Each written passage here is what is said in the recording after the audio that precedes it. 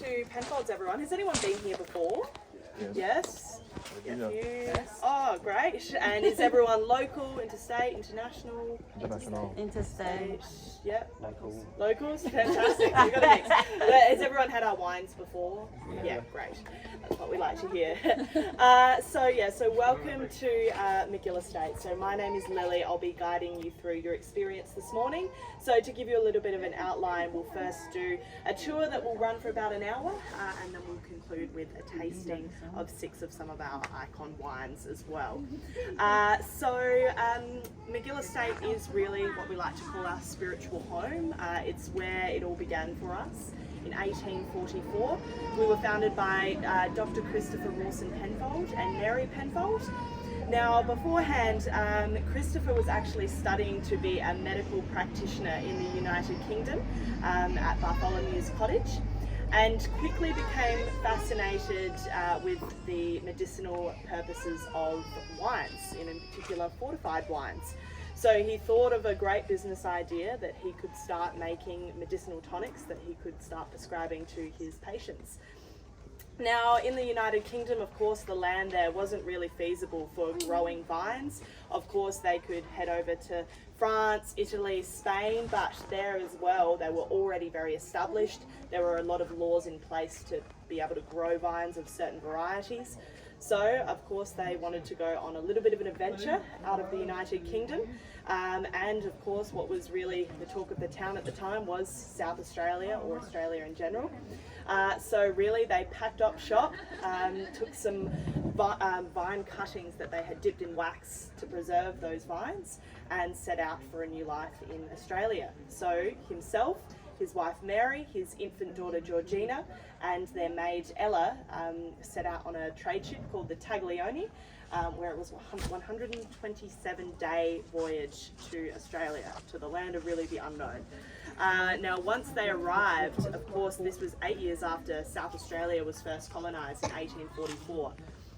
So resources were scarce, but government was willing to give land away quite easily, so land was quite affordable.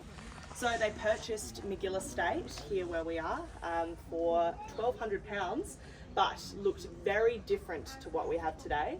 We've got 500 acres now, but back then, 500 acres back then, but we've got 30 now, which is quite lucky considering we're only 8 kilometres from the Adelaide CBD, so only really an Uber away, as I like to say. So once they arrived, they planted those cuttings that they brought over with them. Varieties really for the intent of fortified wine production. So we're looking at some Shiraz, but Grenache, Pedro Jimenez, Mataro, but all for fortifieds, brandies, sherries, muskets.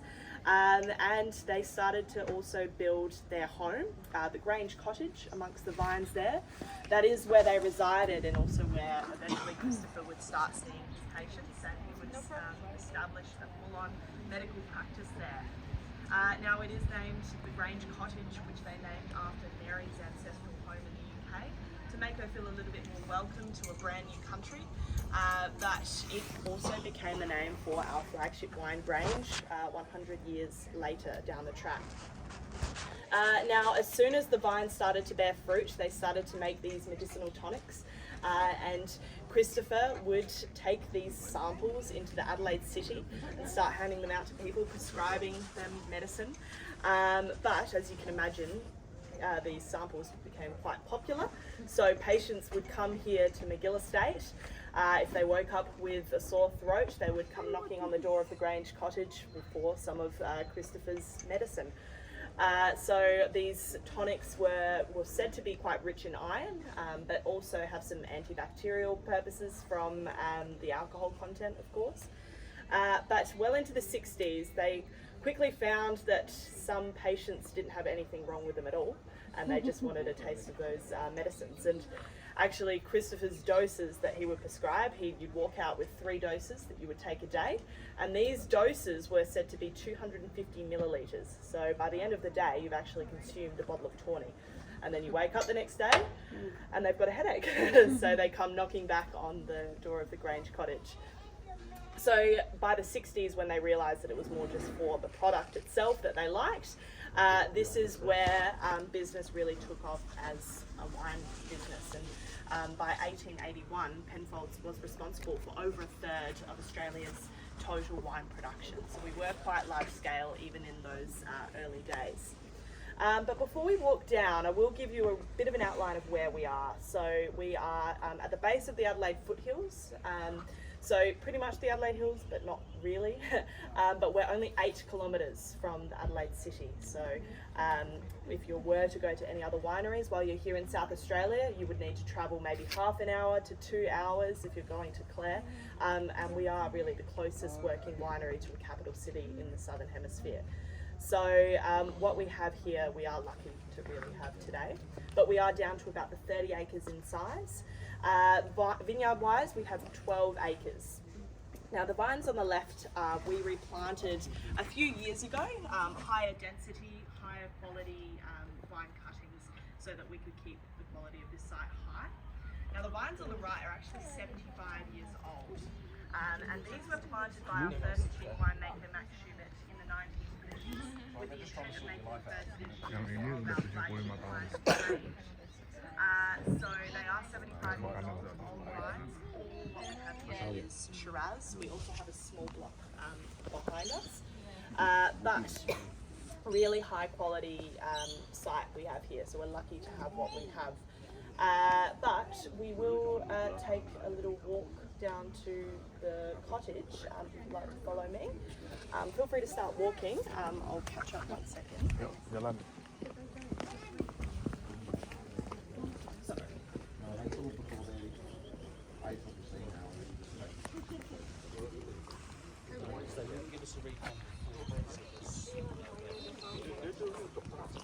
Ayo jalan.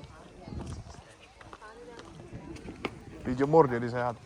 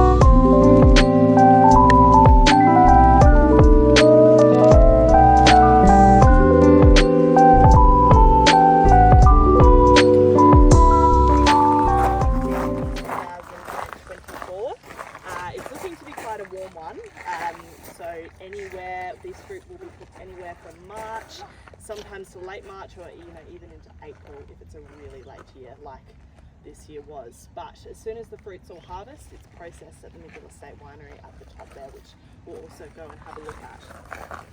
But here we're standing in front of the Grange Cottage. So as I said, where Christopher and Mary did reside, and also where Christopher would see his patients. I invite you to have a little look through. You're welcome to take as many pictures as you'd like along the way. That goes the same for the rest of the tour. We just ask that you don't touch any of the little articles that are inside. Now, if you're finished walking through the cottage as well and just want to wait out here, we just ask that you do not walk into the vines. That's just quite important for pest protection. So, but I'll open up and disarm.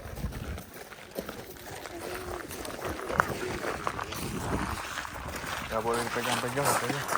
Ya. Don't touch anything.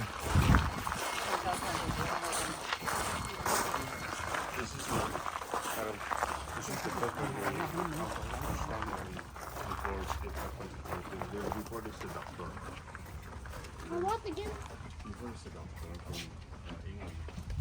A doctor from England. That we came here to say that this is the first house. This way. Dr. RAWSON Penfolds. Touching. I cannot even touch him. Okay. Nice. And Mary Penfolds. Mary. Georgia Thomas. I mean, what year when he came here? 1949? 1844. 1844. Yeah. Yes. 300.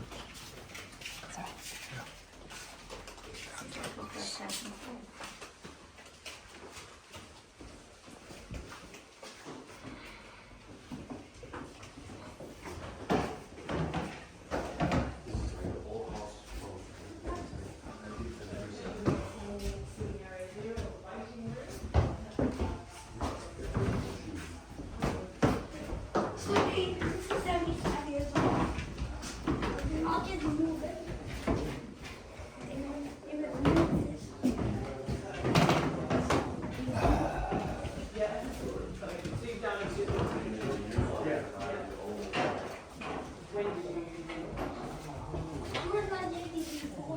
COVID. Yeah. Put it 1918. Not 1918, but you know what I mean, 18 or 19, I can't Yeah. quite remember. Yeah. Yeah, at least 3 or 4 years ago. Yeah, right. Where does the beans come from? So the vines, Yeah. so it was either believed that they brought them from Europe itself, or they then went via South Africa and picked them up along the way. We haven't exactly confirmed, but we believe that it's South Africa. South Africa. Yeah. Dari South Africa katanya. Yeah. Not from French. No, well, they could have been, but we believe that it's South Africa. To our knowledge, that sort of makes sense. With the way that they came down on the ship, they took a little detour via South Africa. And if you consider, this is really what they based their knowledge of when they came to Australia. It was completely unknown whether vines could grow here, but if you look at the longitude of South Africa and South Australia, Yeah, it's similar. Yeah. So Down the south. exactly, so it was sort of believed that you could grow vines here because of their knowledge of South Africa. Perfect. Yeah. Dari South Africa. Wine me.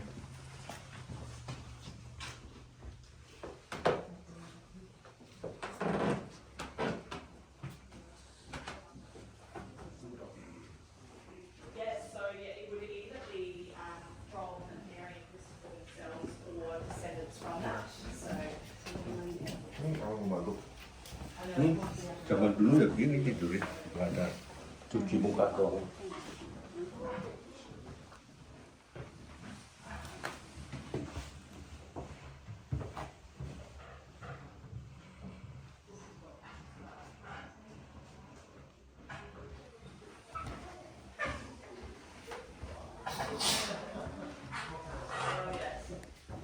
not just but then also ready for antiseptics. So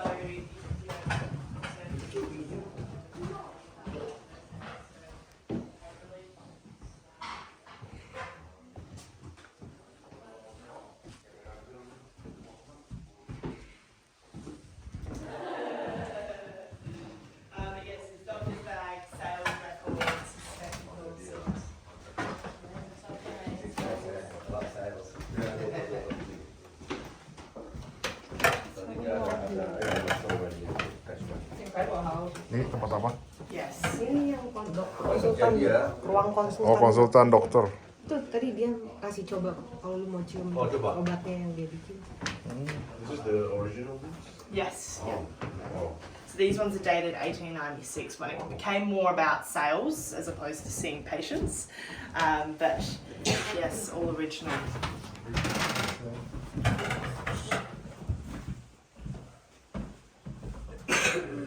Wow. Oh, 1896. still have it on.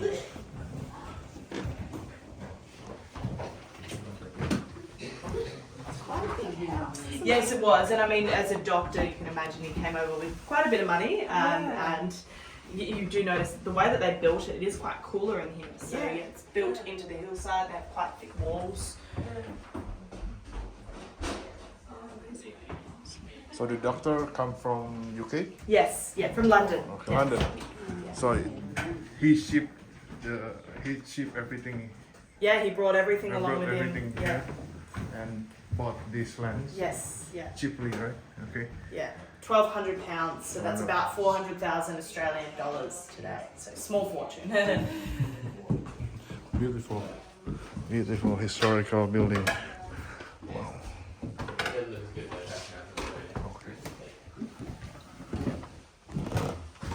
Not the blue one.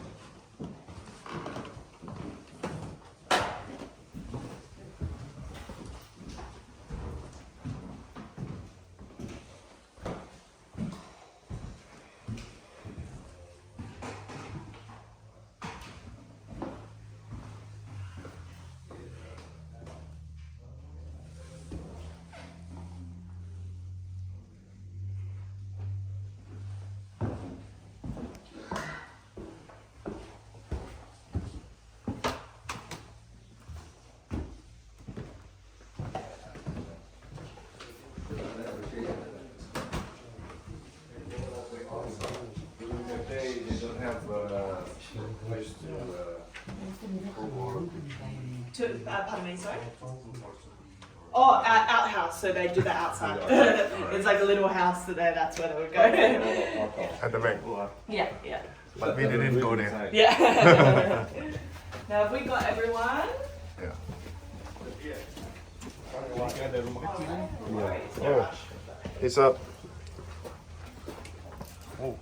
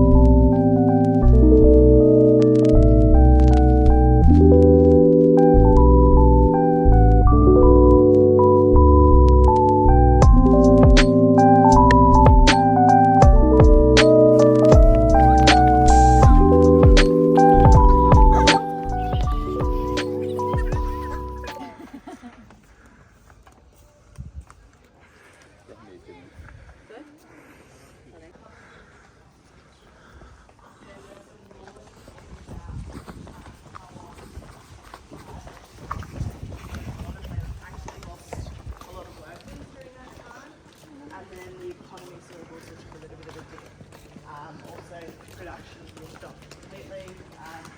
But yeah, that's not it.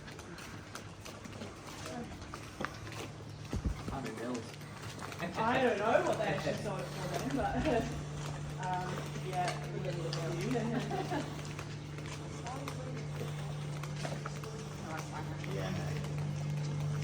What made you get into wine? Well, I actually wanted to, I like science, I always do that, but then decided I was forced to the wine side. Yeah. There's more opportunities in South Australia for us than I studied.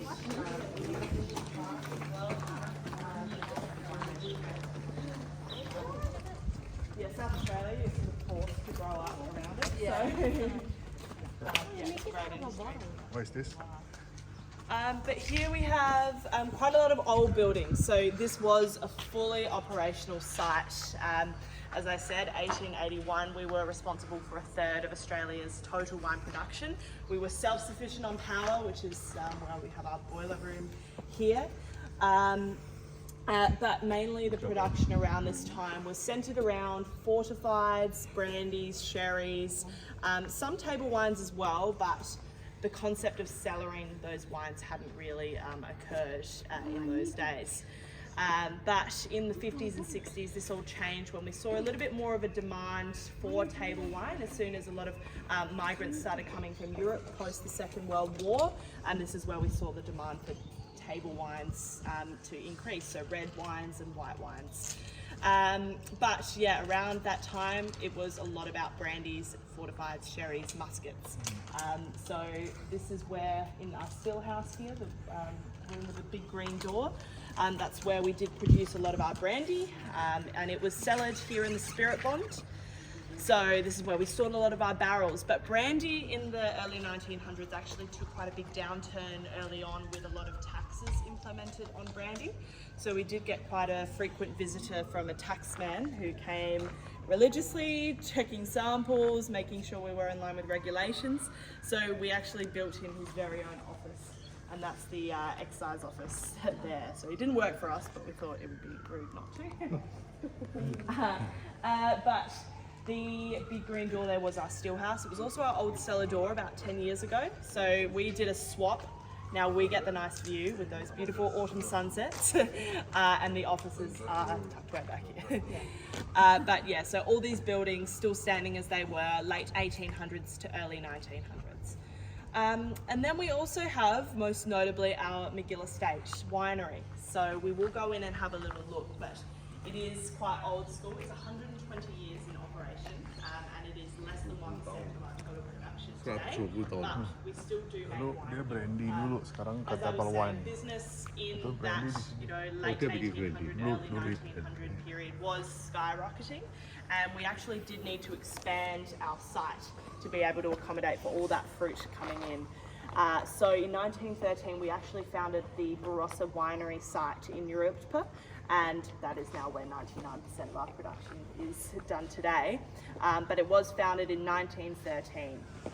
We did have quite a lot of production still going on here, of course, with all the vines that we have around us. We saw a lot of smaller parcels come through that we just wanted a little bit more control over, or the ability to experiment, and also really high quality parcels were the focus during that time at the Magill Estate winery. But by the 1970s, Grange was being made here. Until 1973, all production here stopped completely. And this is where it completely shifted to the Barossa. Now, from that period of 73 to 83, no production at Magill Estate was occurring at all. And it was really declared that by 83, that Magill Estate was no longer really fully operational. And this is where we really shrunk in size from the 500 acres that we once had down to the 30 that we have now, as not much was really going on here. The economy also took a little bit of a dip, and as the population of Adelaide was increasing, they needed this land for residential purposes. So all production stopped for that 10-year hiatus. But by 83, Max Schubert really wanted to emphasise the importance of the fruit that comes from these vineyards here, because it is extremely high quality. We are lucky to have what we have. So he brought into our portfolio that single vineyard Shiraz, the Magill Estate Shiraz, which sparked production back up here in 83, and was enabled us to be heritage listed by 84. So all the land that we now have here is here to stay, which is great for us. But we will have a little look inside. If you'd like to follow me. Magill Estate dari 84. Namanya Magill Estate, Penfolds Magill Estate. Nah, itu dari sini. Production deh, Shiraz. Dia berhenti 10 tahun.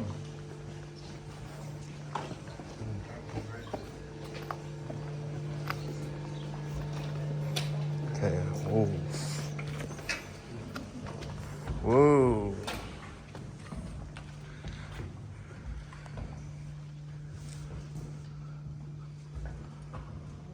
Everyone would just like to make their way down to the end of the platform. Oh, right.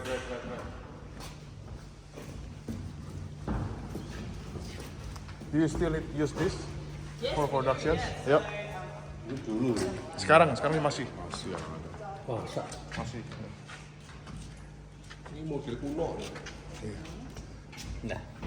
Great. So, yes, still in use today. And I do recommend if you come back to Adelaide and come and do another tour, come in the middle of vintage. So we do harvest, as I said, from early March Early to March April, sometimes sampai into April, May, depending on the harvest. season. But you will see all of these ferments full with fruit, cellar hands working, and it really truly is a magical time for us here at Magill Estate.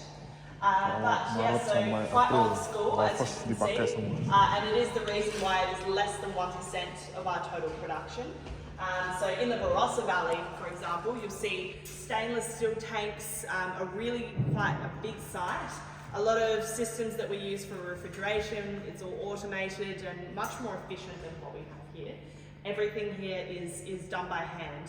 So I often like to say that when you work here during vintage, you don't need a gym membership at all because it's hard enough work as it is. But as I said, what does get made here today is, of course, the Magill Estate Shiraz, so that gets picked and processed straight on site. But also that focus of small batch winemaking, just smaller parcels of fruit that we'll see from around the state. That we just want a little bit more control over, potentially do some more experimentation with, but it is all red wine that gets processed here. We don't do any wines. All red wine. But you might see some parcels of Grange come through here as well, potentially some parcels of our higher grade wines like Cellar, RWT, 707. Anything can really come through here, but it's all smaller batch. And Semuanya dari sini. what does come through here is Yang really the best of tinggi-tinggi the best. RWT Now, has everyone seen a working winery before? No. Maret Is sama everyone April. familiar Iya, with how dipakai. like, winemaking practices Iya. or how it's made? Kan dia bilang Finished? kalau datang Maret April Lagi bakal panen. dipakai. Iya. So I'll give you a little outline. So once the fruit is picked and received here, it is received at that blue conveyor belt to the very left. And the first step is separating all the berries from the stalks. So we'll destem the fruit, then we'll crush it. And then what we call now the must is transferred into all of these open fermenters here. So these are all concrete and lined with that red paraffin wax that you see coating the surface. That obviously acts as a barrier between the concrete itself and the wine, so we don't get any spoilage. But fermentation will typically go for about 8 to 10 days, depending on the yeast and the fruit and how the temperature, how quickly it's moving. But as soon as the fermentation's finished, we'll press off all of the skins in that basket press over there, so a very small batch press, just to get everything else that we can, and we'll transfer the wine into oak barrels. And depending on the wine style that we're making, this will depend on what oak we use, and of course where our fruit's sourced. So every wine that we make at Penfolds is made to a stylistic template. We don't have any restrictions on where the fruit's sourced, what we can plant, what we can blend. In Australia, we can do whatever we want. So we've really taken an approach to make all of our wines to a different style. And there are different ways that winemakers can manipulate that style of wine. The first is where the fruit comes from. So Grange, for example, isn't a single vineyard blend, it's not a single region, it's a multi-regional blend of fruit that best reflects that style of wine. So for Grange, it's the highest quality Shiraz fruit that we can source, no matter where it comes from. And this is the concept with a lot of our wines. We're looking for fruit to best reflect the style that we're making. So that's the first concept, I guess. The second is what you actually manipulate in the winery. Do you want more extraction? Do you want more oak, newer oak, older oak? All of these factors will contribute to that style. Because you might have seen in our portfolio that we have so many different Shirazes and so many different Cabernets, but all of them are different in their own way. But I guess in terms of our history, we do like to look at our winemaking philosophy in two separate eras. So the first is the modern era, so the Mary Penfold and Christopher and their medicinal tonics, so a really heavy focus on fortifieds and brandies. And then what sparked our modern era of winemaking was Max Schubert and his invention of Grange in 1951. And that was invented right here in this winery. So that really did change the game for how Australians make wine today in terms of cellaring wine, but we will get into that a little bit later. But any questions about how wine's made or the winery itself? Is there any first growth or second growth here? Not in Australia, no, we don't use that system. That's only Bordeaux. But I guess the concept of Grange is to make a first growth Australian red wine, but so. we don't use that system officially. Okay, well we'll head down into the cellars. Thank you. Di sini nggak ada first growth, second growth. Nggak ada first growth, second growth nggak ada. Nggak ada. Oh, they still do that. Jadi- It depends on which wine you're doing it for, but Di sini I mean, for udah Pinot kayak first Noir, growth gitu. which are quite tight bunches, and you might want to keep them to some extent whole. You don't want to rush them. Tapi proses stok itu. Iya. So that is hard work. It's fun, but Tapi ya mungkin messy. Pulau tuh lebih Iya, makanya rasanya kan lebih But yeah, it's not as beda. old school as you think. Yeah, it's pretty old school, very old school. Alright, we'll head into the cellars. Cellar 2 here as well is where our Magill estate barrels are cellared. Ini barelnya di dalam, tapi nggak dikasih lihat. Iya.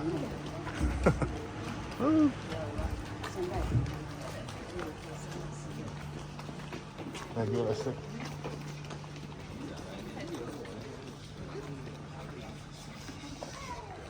Tapi dia yang pabrik yang di Barossa Valley, katanya pakai stainless steel.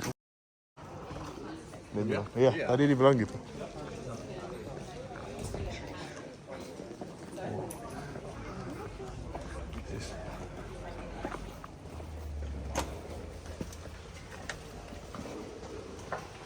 Empat barel.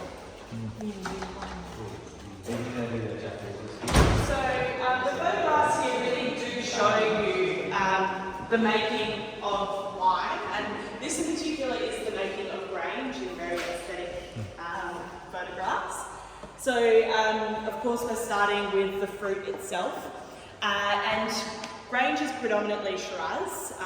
Almost always we add a small portion of Cabernet into the blend. There's only been 7 vintages where Grange has been 100% Shiraz. But what is not as commonly known is quality of wine actually starts in the vineyard itself. So you cannot make it up in the winery if quality isn't there to begin with. And this is why our classification and sourcing is really quite important to us leading up to vintage. So in that period and those months before, our winemakers are out into the vines, tasting berries, assessing the quality of each of these parcels of fruit. And from there they might give it a grade. So if it's A grade fruit, then they'll treat it like it's going into Grange. But it isn't until May when we undertake a lot of blending, and it is rigorous. So you've got 30 glasses in front of you, and what winemakers call the 11th hour is when they're testing all of those different parcels separately and determine what blend they're going to do for their final wine. So it is quite rigorous, but that always happens in May. But as I said, so in terms of sourcing for Grange, it's just the highest quality fruit that we can get our hands on. And that is the concept for a lot of our wines, just to reflect that style. And if we can't find fruit to represent that style best, we won't make that wine in that particular vintage. So has anyone heard of our bin 707? Yes. Yeah, so there's often years that we don't make 707 because we can't find the highest quality fruit that reflect 707 best. Now the next photograph here of course is the ferments. This is actually what you see in those concrete fermenters. So bubbling away are those yeast of course. But I mean if you aren't so familiar with winemaking, how we get that colour, that red colour, is actually from the skins. So all of the skins is where you get the colour, the flavour and the tannin. And when you leave the wine on those skins for a long period of time, you get that extraction. So if you look at supermarket grapes, they're white flesh on the inside, but it's the same concept with wine grapes. You let it on skins, it will turn out red. Now for Grange, we also use brand new American oak. So as you can see, that colour's nice and bright and orange. Of course, you're going to impede a lot more oak characters onto your wine, and that is really the style of Grange. It's always brand new every single year. But if you're using older barrels like the ones behind us, of course you're not going to impede as much of a character onto your wine. So we'll use both forms for different styles of wine depending on what wine we're making. But we'll get into that as we do the tasting. But back to some history. So to the very left here we have Mary, as I said, in the Grange Cottage, looking very regal. And I don't think they ever found a picture of her smiling, but she certainly cracked the whip. So of course it was really Christopher and his practice that started the business. But Mary actually outlived Christopher by 25 years. And into those 1860s, they realised that this was a feasible business, was wine production. So their son-in-law, Thomas Hyland here, he was an Irishman who married their daughter Georgina, but he was very passionate about the business, like Mary was. So he continued to run it with Mary. And quite fascinatingly enough, Thomas's children, of course he wasn't a Penfold, but he named his children Penfold Hyland, so the family name stuck for generations, and that's how we still have our family name today. But the family line ended with Geoffrey Penfold Hyland here in 1976, so it was the same time. As I said, the economy took a little bit of a dip. We shrunk in size significantly, and he did end up selling the business by 1976. But where you see what we had, this was taken in the 1920s when we had about 200 acres of land in this photograph, so as you can see, vines for as far as the eye can see. And then, of course, by the 90s, this is what we look like now. So the vineyards here, but quite lucky considering we are in such close proximity to Adelaide CBD. So lucky to have what we have here. Now the barrels that we have on either side of me, they're full of tawny. So tawny, of course, is production that still occurs today within Penfolds and is quite significant to us. But has anyone had our grandfather? Yes, so these barrels are full of grandfather, so 20-year-old is the average age. It's a port wine. Port Yes, wine. yeah. But unfortunately can't call it port anymore because it's not from Portugal, so I call it tawny. Fortified. Yeah, Fortified. yeah. Ini grandfather. Dalamnya. Yeah, champagne's in the same laws. I think they're trying to do the same with Parmesan, maybe. There's something that they're trying to get onto Prosecco as well. But Prosecco's not a region, so I think it's hitting its way like that through. But here we have a photograph of some very old wines within our portfolio. They are from our Kalina vineyard in the Barossa Valley. One of our most well-known vineyards within our portfolio, which we acquired in the 1950s. But these vineyards here are 150 years old, and they're actually some of the oldest Cabernet vines in the entire world. And some of you might be wondering how this is so, when you've got France, Italy, Spain, Portugal, who have been making wine for hundreds, if not thousands of years. And it's to do with this little pest, as I said when we were in the Grange Cottage, please don't walk amongst the vines. And that is because of this little pest that devastated the vines of the old world, completely wiped them all out. So now the rest of the old world, America, the rest of Australia, are all planted on these hybrid rootstocks which are resistant to phylloxera, this pest. One of the only places in the world that's never had an outbreak of phylloxera is here in South Australia, and also some parts of Chile as well. But for now, we are lucky to still have these original 150-year-old vines, which bear extremely high-quality fruit, which we'll use for B707. There's also that small Cabernet portion of the range, yet extremely high quality. And what's so fascinating about vineyards is you can't just take these cuttings and plant them somewhere else and expect the same result. What's so unique about this site is the soil, the microclimate, and it can't be replicated anywhere else. So that's block 42. Do you have to spray for this?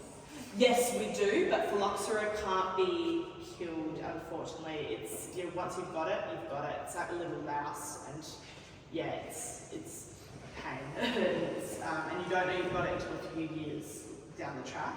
So it's really, it becomes quite small, but it can spread and really devastate the vineyards. And as soon as you've got it, you have to rip up your entire vineyard and then replant again.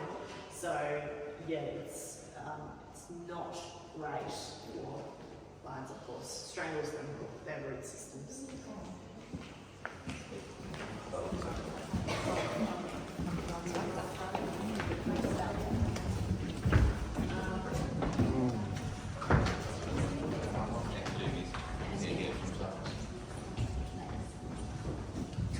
So as we start to go underground, it doesn't look like it, but to the very back we actually go about 16 metres underground. Now these were hand dug out by cellar hands in really the late 30s and 40s with the intention of producing sparkling wine. So has anyone been to Champagne? Has anyone seen in Champagne their underground tunnel systems? Yeah.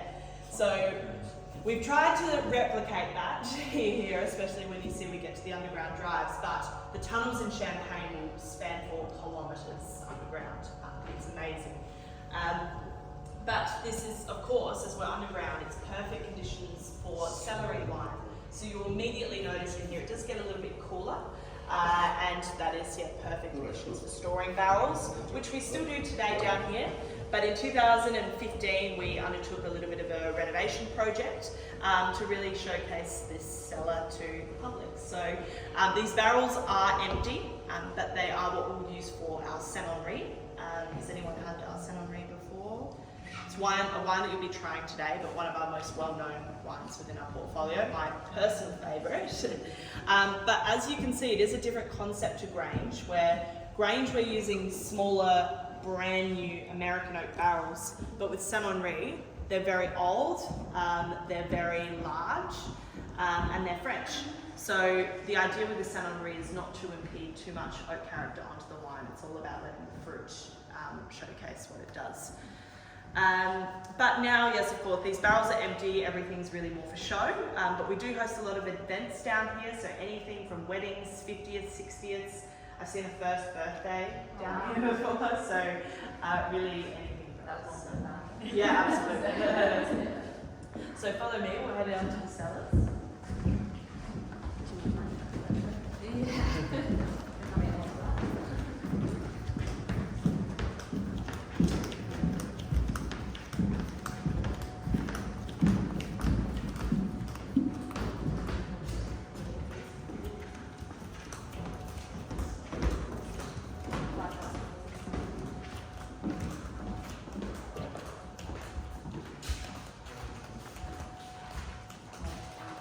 Does everyone know who Helen Keller was? Yeah. If you don't, Helen Keller was an American lady who, in her infancy, was subjected to either a flu or a virus that had unfortunately left her blind, deaf, and mute. But she came to Penfolds here in 1948, back when this was really a fully operational space. A lot of cellar hands down here that challenged her to guess the volume of this old sherry oak blending cask. A lady with unfortunately no sense of sight, she had no hearing, and she couldn't talk. But they gave her the height of this vat, and she went around the circumference with her arm span, and she calculated in her head within 100 gallons. So they dedicated this vat to Miss Helen Keller, just as a nice fun fact.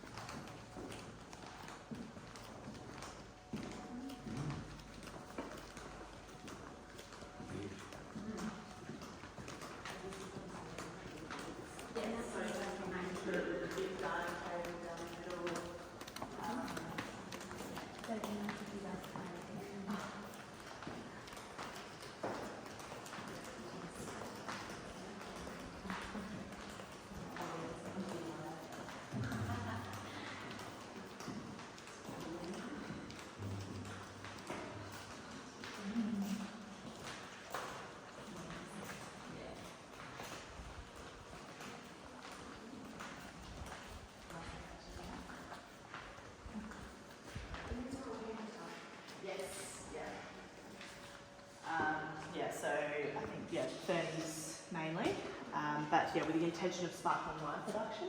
But this is really where the theory about, have you seen on all of our labels we have the word bin, on most of our labels? Yes. So the bin is actually our most common question, is what that actually stands for. And we like to think of it as batch identification number. And this theory really originated here at Magill Estate as a system to indicate where the wines were originally stored. So instead of giving each of these wines a name, of course, they were table wines, and they were reds, they were whites. So the concept of how these wines were going to be determined as a name wasn't really existent. So they gave them a number, and it associated to where these wines were stored. So bin 28, for example, was at stack 28, which is walked past Cellar 23. That's where bin 23 originated in 2009. And also Grange was bin 1, so tunnel 1. This system really originated here at Magill, but it really developed into a little bit more than that. Now all these wines, a lot of them have stories behind them, and all of these wines always have style. So if you're a big bin 28 drinker, you like a big rich Shiraz, that style has stayed consistent since its first release in 1959, and you're always guaranteed to have that style. But some of our wines, yes, do have a little bit more of an interesting bin number system, but again, it's just about giving them a name. So one of our wines, bin 707, was actually named after the Boeing 707 aeroplane and then served in Qantas first class lounges. And that was because we had a marketer at the time at Penfolds who had previously worked at Qantas and was just fascinated by this aeroplane. We thought that it would be a fun idea, but again, at the end of the day, it's just about giving the wine a name and a personality. So yes, these are the underground drives. We've got drive 1, 2, 3, 4, and 5. Drive 4 here is the cellar of our current chief winemaker, Peter Gago. And Peter's been with us for over 30 years. He started off as a sparkling winemaker with us. But he has been here for quite a considerable amount of time.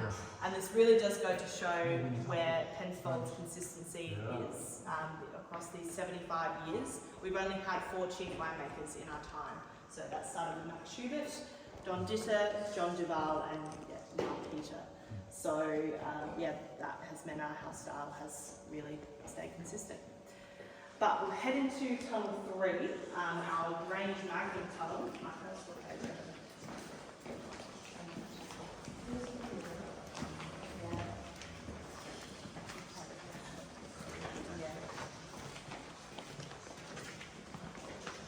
So it's our complete collection of Grange Magnums from 1979 when we first made Grange in this size bottle, and all the way up. Well, 2019 is the current release, but we do need to extend the cabinet a little bit.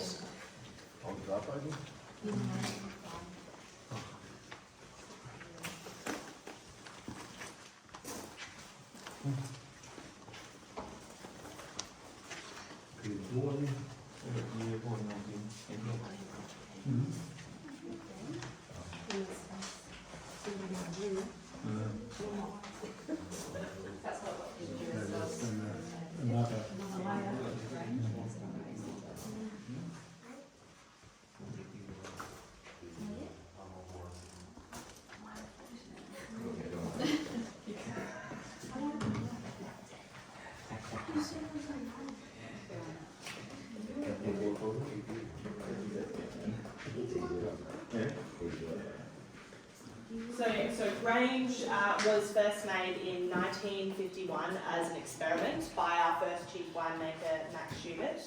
So Max actually started with us as an errand boy when he was 17. He actually went off to war. When he came back though, he quickly worked his way up to become Penfolds' first chief winemaker. And he was trained by one of our other winemakers, Visi, who was subsequently trained by Mary Penfold. So there is that lineage and our ability to keep our style consistent from that very beginning. So Max Schubert, he saw that table wines were becoming, there was more of a demand for it, of course, after the Second World War, but the concept of cellaring wines didn't exist. That was, you drink the wine within 2 years and then that's it. But he was actually sent by the company to do a little trip to Spain and investigate more about sherries. And I mean, of course, he was in his mind, in the back of his head, he wanted to be able to create table wines that could last.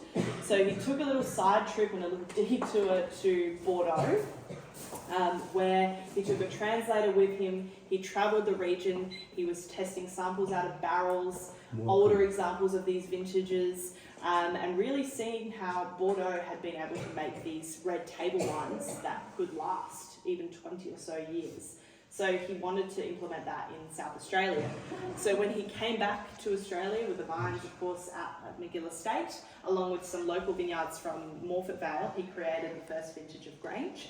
He used Shiraz, which was pretty unconventional considering Bordeaux uses Cabernet, but we didn't have that availability of Cabernet in South Australia at this point. So he made it his own, he used Shiraz. He also used American oak. He wanted to make it his own as well, but French oak also wasn't readily available after the Second World War, and especially newer oak barrels for that as well. So when he started creating Grange, it was a big, tannic, bold red, and it was something that was quite alien to the time. And the board wanted to see where a lot of the money was going, so they asked Max to send up some samples of whatever he was crafting. Unfortunately, Max couldn't go with them and showcase Grange as it should have. They didn't understand that this was a wine made to Cellar, not to drink now. So when they tasted it, it was quickly declared that Grange was completely undrinkable. They said, well, congratulations, Max, you made a dry tannic port that tastes like crushed ants in a bottle and that no one in their right mind would buy, let alone drink. So by 1956, they ordered Max to stop the Grange project completely and basically throw it out. But he strongly believed in the Grange project, and with a few backers, including Geoffrey Penfold Highland, the chairman of the company, said behind the scenes, he didn't want to get into more trouble with the board, but gave Max the subtle green light to go ahead, but make it in secret. So Grange was made in secret for 3 vintages, 57, 58 and 59. He, along with a few other cellar hands, would stay back after hours to complete this work and really hide the barrels where you see these indents in the wall. He would actually hide the bottles and keep making Grange in secret for 3 years. So when 1959 came around, this time they wanted to showcase earlier vintages of Grange, and they said to the board, we've already tried them, but they have had that little bit of age. They taste a lot better, the tannins had softened, the flavours had developed, and they said, well, Max, sorry, you've outdone yourself, you can continue to make Grange again, we're sorry. But it's a shame that we haven't got a constant line of vintages. We've missed 3. And he said, well, there is some I've prepared earlier. I've got them stashed away, I apologise. And you can imagine the frustration, but he did get let off. So there were 3 vintages of Grange ready to go. And really from there, it skyrocketed, and now is arguably one of Australia's most celebrated wines. So, that's really the story. What's the grapes inside? So Shiraz, but also a small portion of Cabernet, depending on the vintage. It's blending, right? Yes, yeah. But now it's all of South Australia. So I guess we like to say it is the ultimate expression of South Australia. Blending Shiraz. Shiraz sama Cabernet. Well, I guess we better go up and start tasting some wine. Yes.